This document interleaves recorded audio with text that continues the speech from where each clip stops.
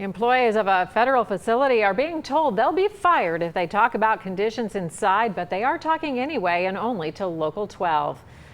Good evening. 1 week ago today, we told you about unsafe and unsanitary conditions inside the IRS processing facility in Covington. Employees have been told that they will be fired if they say anything about that situation, but that hasn't stopped them from talking to our Rich Jaffe. In a story you will only see on Local 12, employees tell us they have little hopes that things will get any better.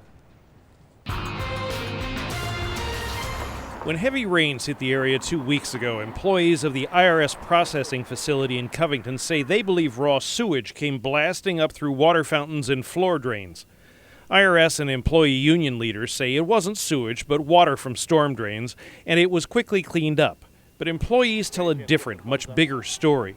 We had to conceal the identities of the people talking with us to protect them. I mean, just the structural damage to that building alone is just horrible. Whenever it rains, you'll see hundreds of buckets across the floor, and it's just water dripping from the ceiling right down into these buckets. On Facebook, employees told me since the recent floods, nobody's done water samples, and they've been threatened with firing. Managers told them not to talk to the media and no photographs.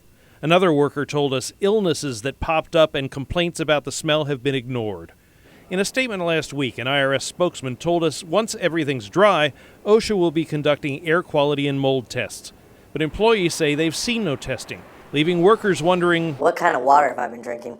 You fill up your water bottle and it's not clear. The IRS employees that I've been talking with tell me that the problems inside this building are nothing new.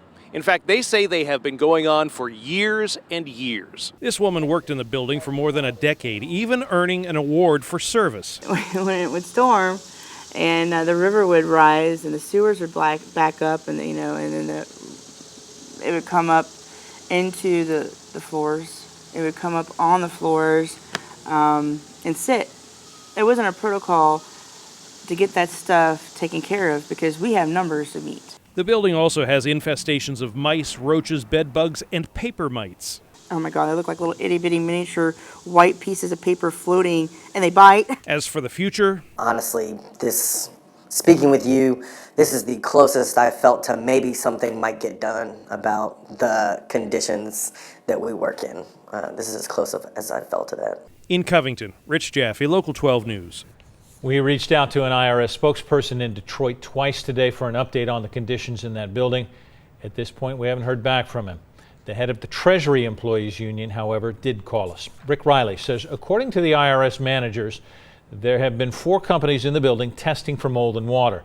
He also tells us that there's a plan in the works to fix the flooding problems there.